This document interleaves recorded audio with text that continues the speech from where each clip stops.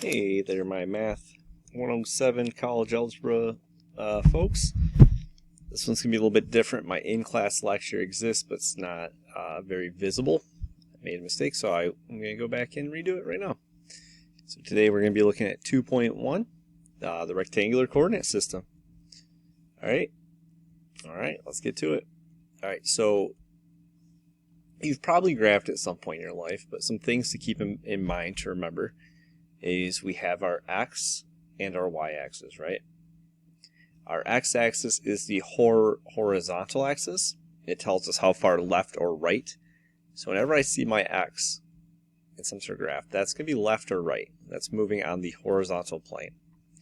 And y is our vertical. That's up / down. Okay? Knowing this is my x and that's my y-axis will be very, very good to know later. Very good to know. Sorry. All right. So let's do some more with that. It's called the Cartesian coordinate plane.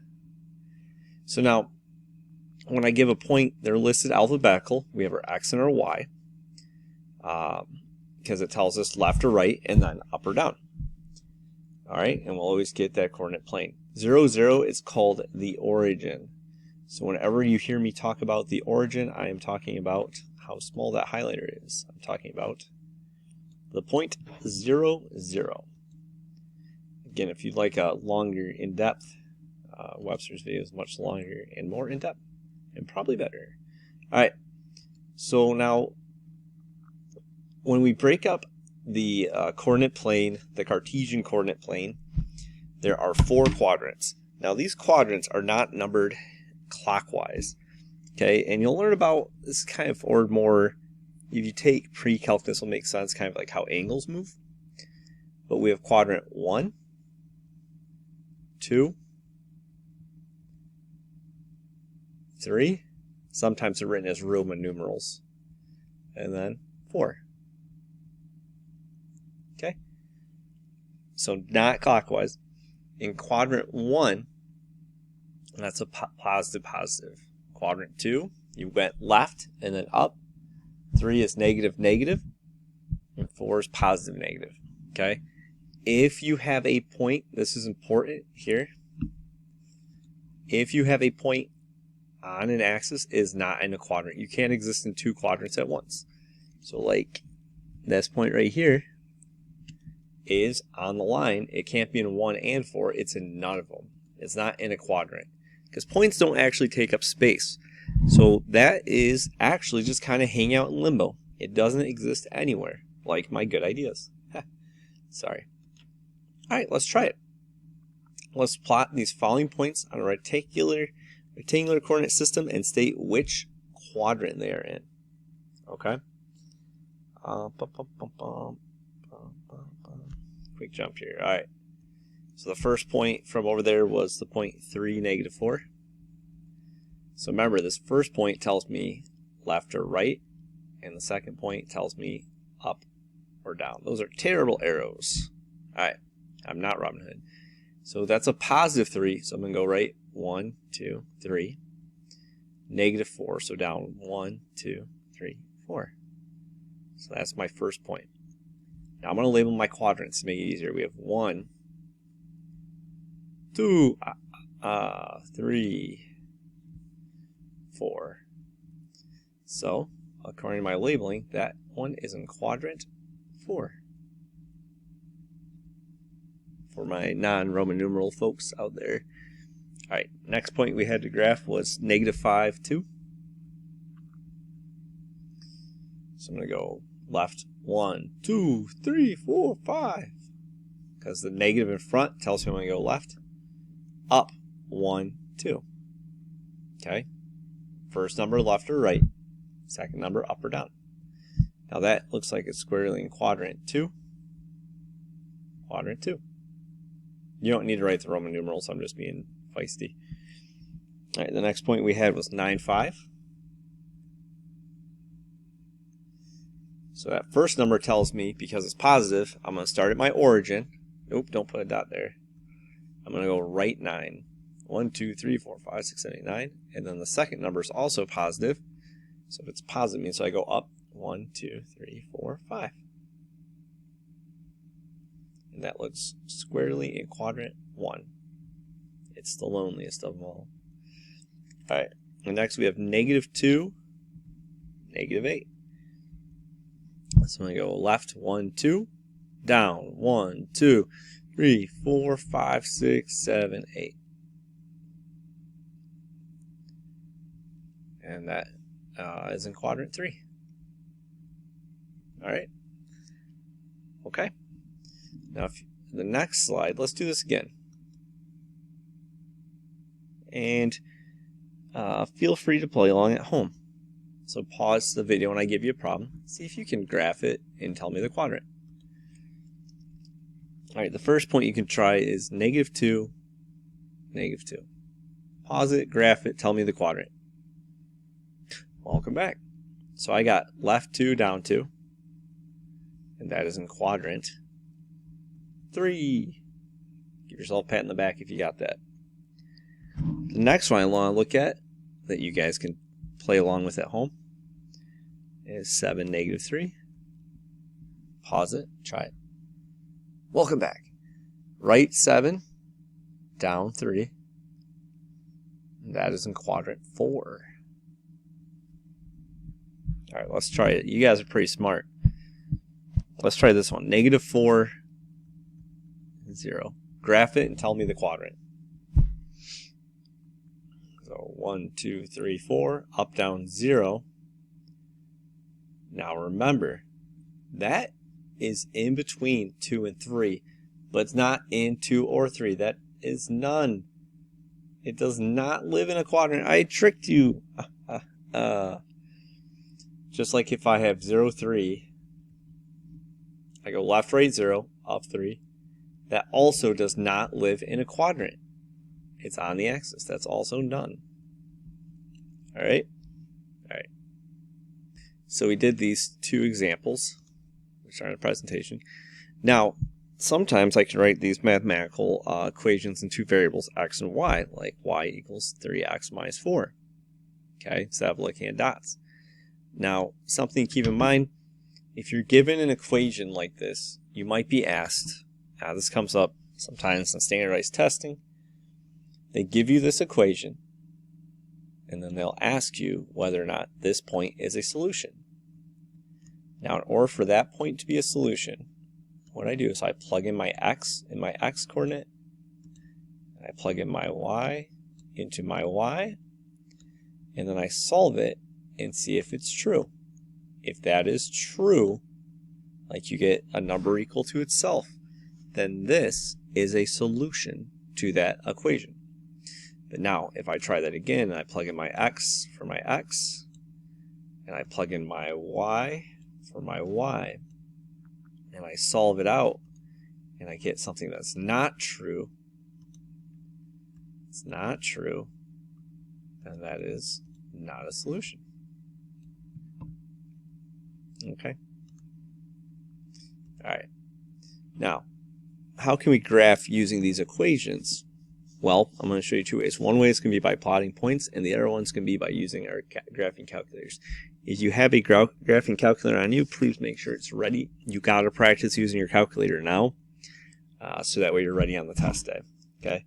I like showing you guys on Desmos as well, but I can't let you use Desmos on the test. So, sorry. Alright. Let's test one out. Let's graph this by plotting points, or find out. On your homework, it's going to ask you to give the points of the equation, and they'll give you the axis to plug in. Here, I'll give you the axis to plug in. Alright. So we're going to graph it, or we're going to plot. We're going to plot some points. So we're going to make an XY chart, right? Now, when it's linear like this, which we'll talk about other types later, I like to plug in -1, 0, and 1 in for x. Okay? So when I go to find y equals whatever 3 times my x is minus 4. So for this example, I got -7. Y equals 3 times my 0 minus 4, which is -4. And y equals 3 times my 1. I'm just plugging in my x's. It's 4, which is negative 1. You can see they're going up by 3 each time, probably because that's their slope. Ha, it worked. Okay, and then when I graph this, I'm just going to do a quick plot, because that's what you guys are probably doing in your notes. I go negative 1 to the left, down 1, 2, 4, 5, 6, 7. Put a dot. Left 1, down 7.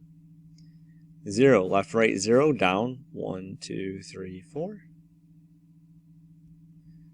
And then right 1, down 1. Oh, geez. That was not drawn very well. Draw in a straight, crooked line. And there we go.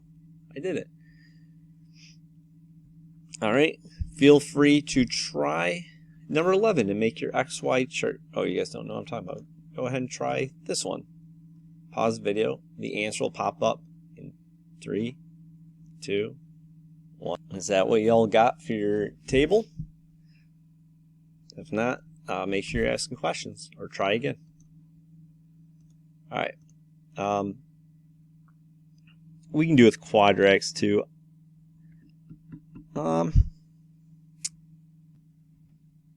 Let's do it anyways. Let's do this one. All right. So let's make our XY chart. At least get used to plugging this stuff in. This isn't going to be the best way to do quadratics, so I'm just going to do this quick with using -1, 0, and 1. I just want you to know something interesting about quadratics. So when I do the -1 squared minus 1, remember a negative squared is positive, so I get 1 minus 1, which is 0. Here I get 0 squared minus 1, which is -1. Here I get 1 squared minus 1, which is also 0. A lot of times you're going to see this repetitive thing on a parabola, and I'm going to teach you guys later this semester how to deal more with these quadratic beasts. All right, but that's just a quick intro. I need to write bigger probably for you guys. If you're watching this on the phone, you're being silly gilly gumble. Let's plot this on tech and see how we did. Now's the time. Y'all bust out your handy dandy calculators, donate to St. Jude. Actually, really do. It's a great organization. And grab out your TI-84s. Let's graph. I'm just going to graph the quadratic to make sure that we can graph this. If you want to graph the other ones, go for it. But what I'm going to do is I'm going to graph that last equation we did. So I'm going to hit my y equals menu, this button right here. I'm going to hit this button, gives me my x. And now I'm going to hit this button for squared. And then -1. Okay, so try it with me. Hit that. I'm going to hit the graph button. Hey, it's there. And I got -1, 0, 0, -1, and 1, 0. So I did it right when I look at this chart.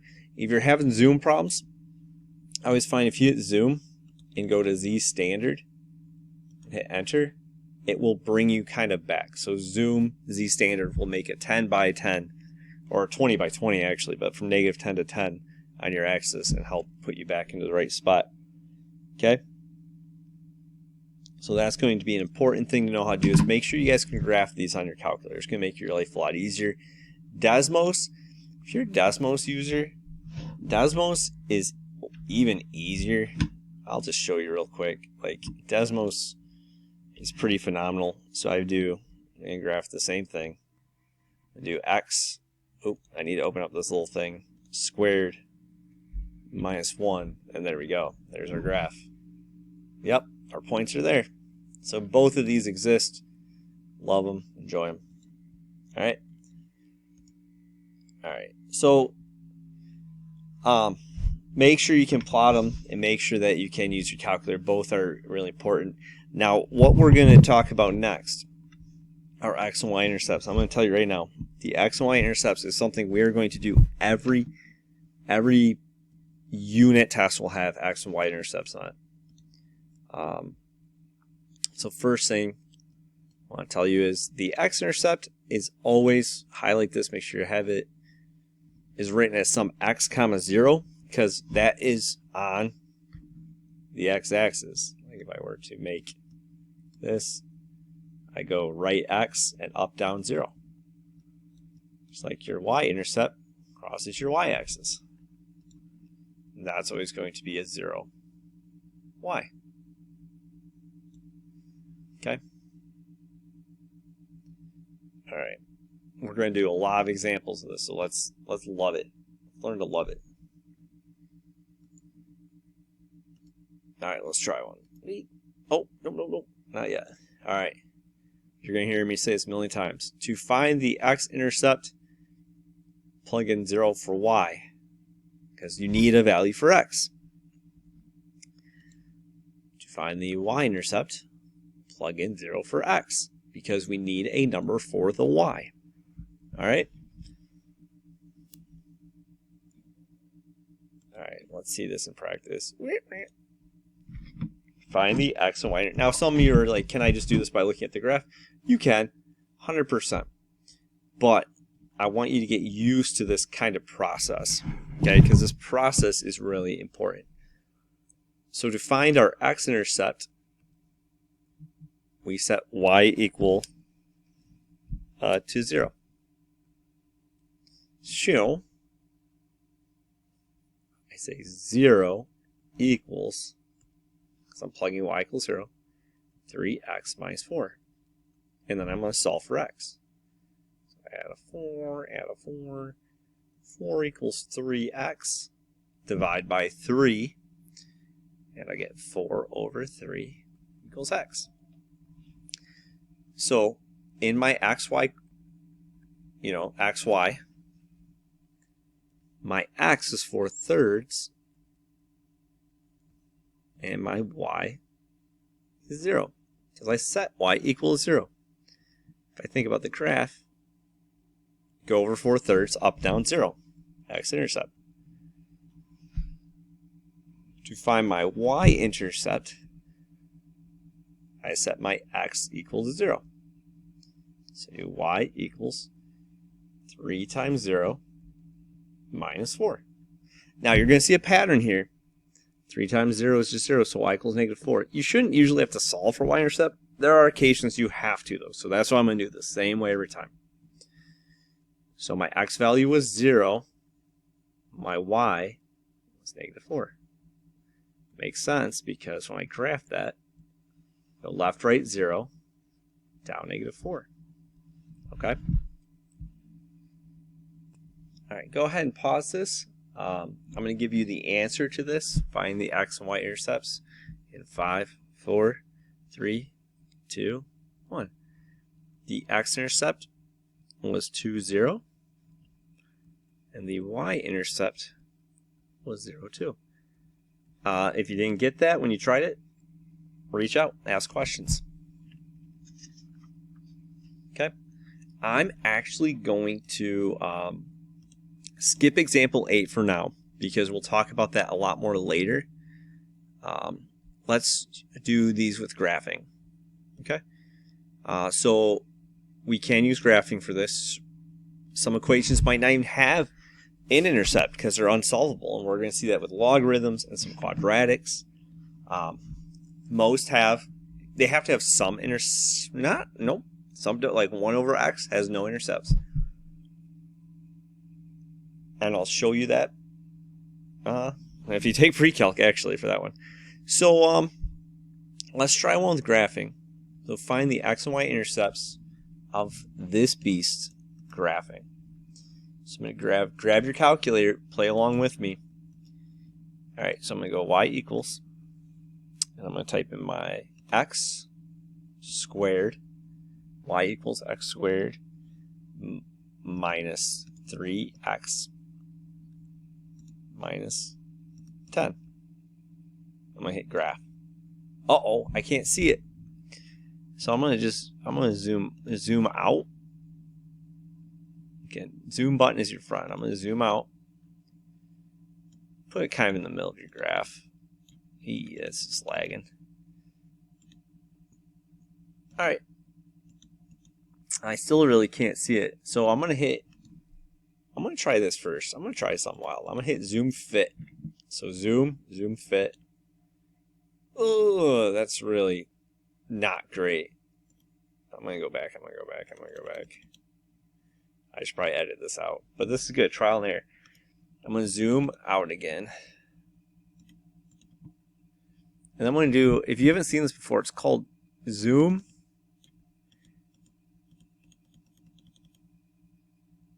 box, Z box, number 1. And what this does, if you haven't used it before, is you get to make, I want to get my intercepts. Hit enter. You're actually making a box over what you want to zoom on top of.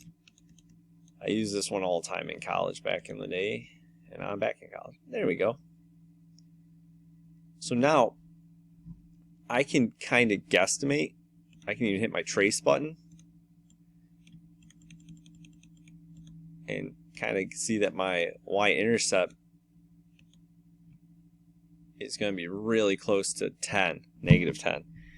Now, if you want to get exact, if you hit, there's a lot of stuff you can do with graph, actually. If I hit second calculate and do value, and I put x equals 0, it tells me that y is negative 10, whatever I plug in for x. So my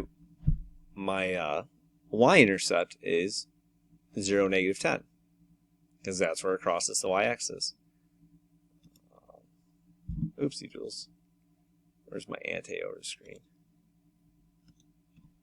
Alright, so again. So I get 0, negative 10 is my y-intercept by graphing. Okay, now my x-intercepts, holy smugglies, I have 2 of them. I have one at 1, 2, 3, 4, 5 at the point 5, comma 0. And one at the point 1, 2, negative 2, 0. So I actually have 2 x-intercepts. Negative 2, 0, and 5, 0. That's neato. Now, if it doesn't work out that nicely,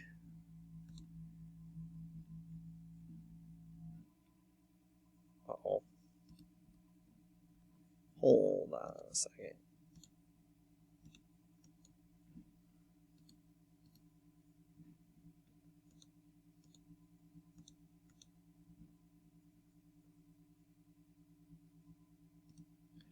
Well, I can't find my recorder. I hope it's just working. It's that bad first video. Alright, so that's fine. I'll just show you how to do that one later. So let's graph this one now. Let's try example 10 and then we're done. So we're doing negative x. So go to my y equals, clear it, negative x squared minus 3. So let's try this one. Again, we're doing, we're going to try this one. We're going to graph this piece and see what happens. Alright, hit graph. Mamma mia! When we look at this one, there is no x-intercepts. It never crosses this. So there are no x-intercepts on this one. And that's okay, that happens. It's part of life. We do have a y-intercept. And that is at, it's always 0, comma, negative 3. And I could find that for certain if I wanted to. I could do the second calculate value x equals 0, negative 3. I was right. Oopsie doodles. I was right. So that's my only y-intercept. And that's what I got for y'all today. Please, if you have questions, feel free to reach out. I'm going to try to pause this. It might be awkward for a second, but you can do this. Have a great day.